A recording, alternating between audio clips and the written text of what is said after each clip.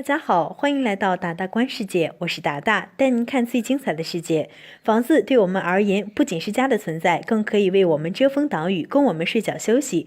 任何的生物都有家。但不知道大家注意到没有，大部分的鸟巢都是露天的，肯定会有小伙伴很疑惑，小鸟们遇到暴风雨的时候怎么办？不懂的人肯定都会觉得鸟类简直笨死了，但是大自然就是那么神奇，鸟类其实很聪明，它们把鸟巢搭成露天的，自然有它们的道理。鸟巢不同于我们人类居住的房子，是根据小鸟的生活习惯来建造的。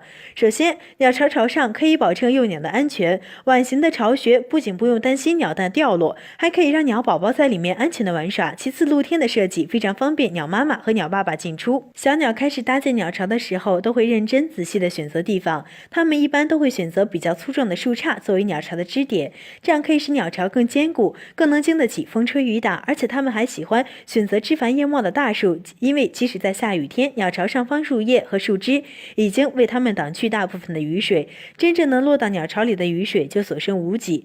而就算真的遇到难得一见的暴风雨，其实鸟类自身的羽毛也能防水，一般鸟的羽毛上都有一层油脂，可以阻止雨水进入它们的身体。这也就是为什么经常我们在下雨天看到窗户外面有避雨的小鸟，但是它们身上还是干燥的原因。而如果有鸟宝宝在鸟巢里，鸟妈妈都会提前赶回家，用自己的羽翼去保护它们。无论是什么生物，父母的爱都是最无私的。小鸟是不是很聪明呢？小伙伴们又长知识了吧？本期节目就到这里，下期再见，我是达达。